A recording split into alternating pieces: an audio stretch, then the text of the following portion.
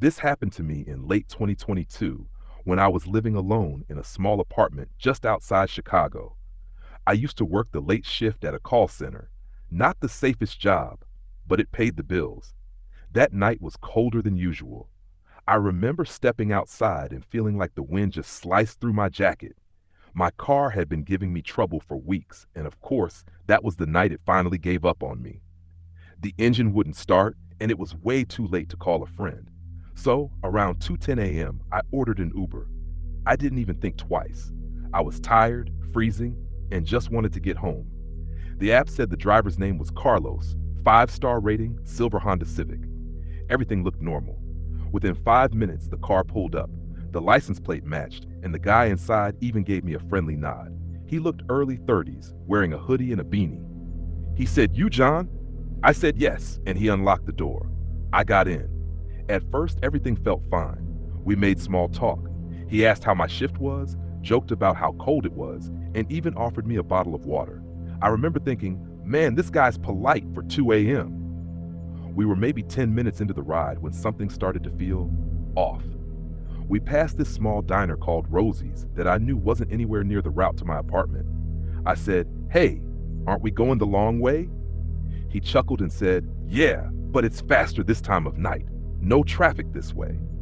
I tried to brush it off. Maybe he was right. But a few minutes later, I noticed something else. The Uber app had ended the ride. It said, "Trip completed," even though we were still moving. I leaned forward and asked, "Hey, why did the trip end already?" He said casually without turning to look at me, "Don't worry, I ended it early to save you money. It's no big deal." That's when the first wave of panic hit me. Uber drivers aren't allowed to do that. I'd been taking Ubers for years. I knew something wasn't right. I tried to open the door, but it was locked. I hit the unlock button, nothing. He had disabled the door controls. My heart rate started climbing fast. I looked around the car. No Uber sticker, no phone mounted on the dash. I hadn't noticed earlier, but now it all felt wrong. I asked him again more firmly, "Can you please pull over? I think I'll just walk the rest of the way." Still no response. Instead, he turned onto a side street I didn't recognize. There were no streetlights, no houses, just empty buildings and silence. I pulled out my phone to call someone, but it was already on 2% battery. I quickly opened my messages and texted my roommate. "Call 911. I'm in an Uber. Something's wrong." Before I could press send, the screen went black. That was the worst feeling. The moment your only connection to help dies in your hands. I looked at the driver. His hands were gripping the wheel tightly, his eyes fixed straight ahead. No expression, no blinking, just focused. I don't think I'll ever forget that face. Then he turned again, this time into a narrow alley behind what looked like an abandoned warehouse. It was pitch black. He killed the headlights, put the car in park, and just sat there. Silence. I whispered, "Please, just let me out." He didn't say a word. He just turned his head slowly and looked at me. That's when I realized something else. His eyes were completely blank. No emotion, no recognition. Like I wasn't even a person to him. I remembered the small pocket knife I kept in my work bag. I reached for it quietly, my hands trembling. I unfolded the blade under my jacket. Then, with everything I had, I slashed at his arm. He screamed and pulled away from me. I unlocked the door manually and kicked it open. I didn't even look back. I just ran. I didn't know where I was. It was freezing. I was bleeding and I couldn't stop shaking. But I ran. Eventually, I saw lights in the distance. It was a 24-hour gas station. I burst through the door, breathless, and yelled for help.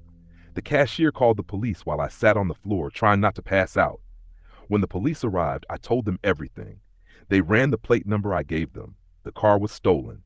The Uber account? Real, but the phone it was being used on had been reported stolen hours earlier. The real Carlos was a driver, but he wasn't the one who picked me up that night. The police never found the guy.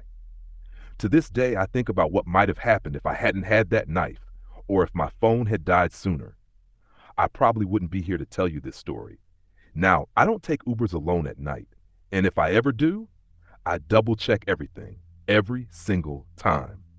Before you move on to the next terrifying story, make sure to subscribe, like this video, and share it with your friends. Your support keeps this horror journey alive.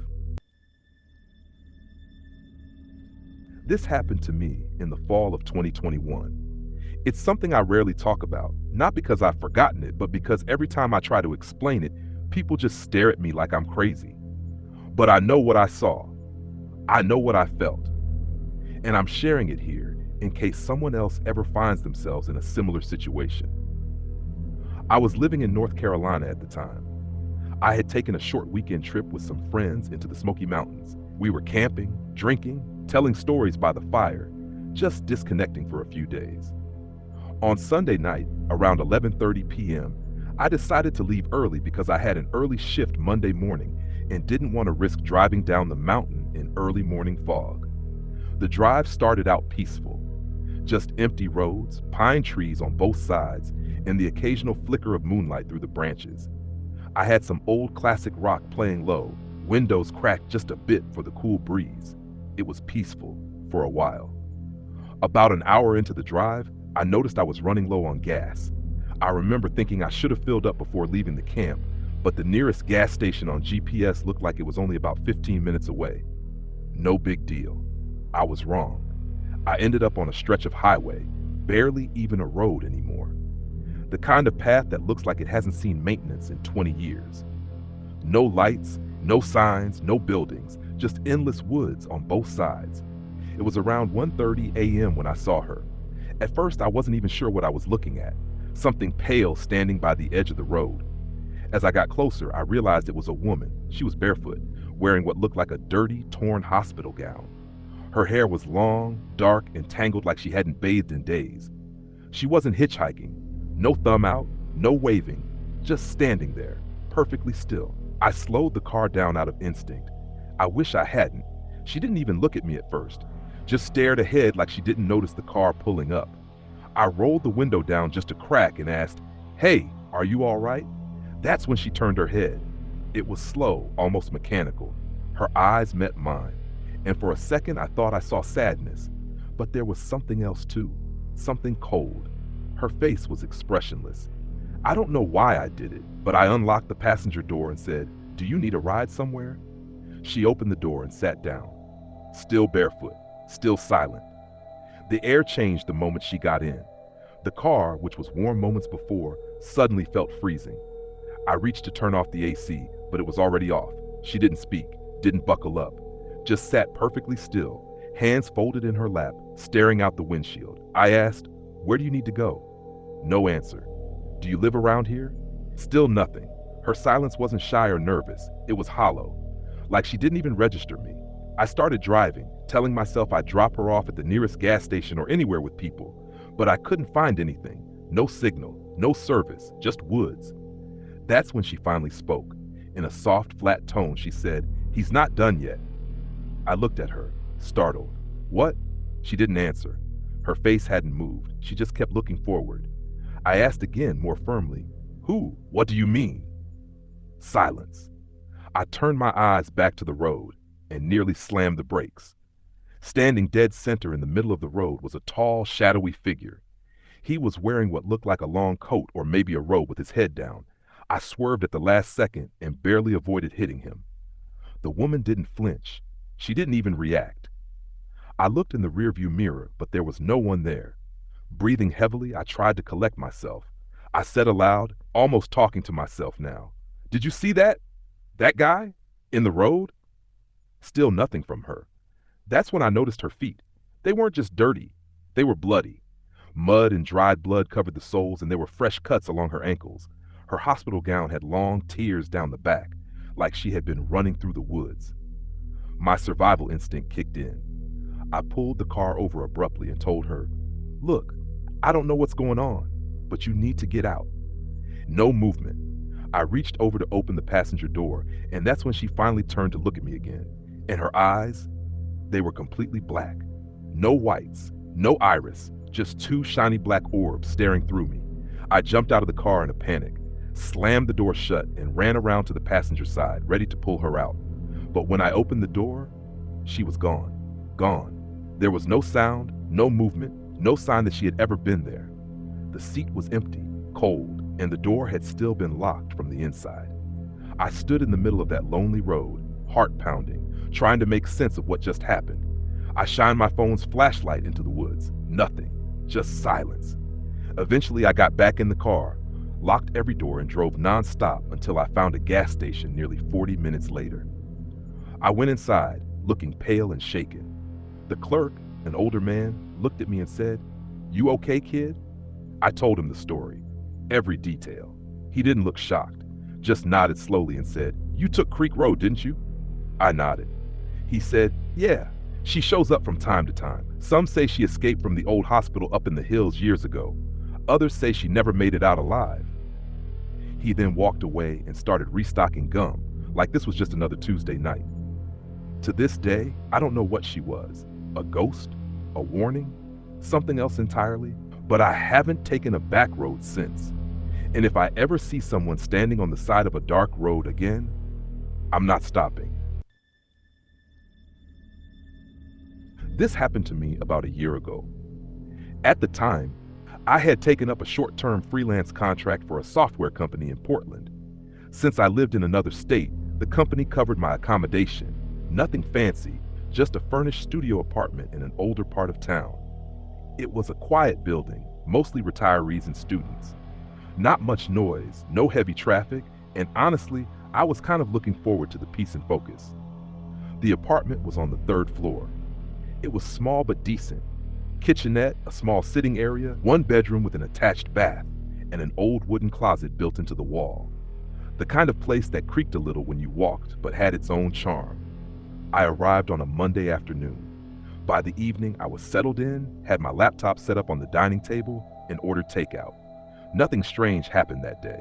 In fact, everything felt normal until the first night. I remember lying in bed, scrolling through my phone. I had turned off the lights, except for the small lamp near the bed. The room was silent, except for the distant hum of traffic. Sometime around 2:45 a.m., I got up to use the bathroom. That's when I noticed the bedroom door was open, just a little, but definitely not how I left it. I always shut my door completely before sleeping. It's a habit I've had since I was a kid. I don't feel safe with doors half open. Still, I told myself maybe I didn't close it properly. It creaked a bit when moved, so maybe it slipped back open. The second night, I started getting this weird sense of unease. I was working on a client report, sitting on the bed with my laptop, when I felt it again. That odd, subtle feeling that someone is watching you. You know how animals get quiet when they sense danger? That's how it felt. I paused, turned off the soft music playing, and just listened. Nothing. I got up, checked the window, locked, checked the door, still bolted. Even peeked into the closet. Empty. Still, that weird feeling lingered like static electricity in the air. I shook it off and finally went to bed around 2 a.m. But I couldn't sleep. Every creak in the walls made me twitch.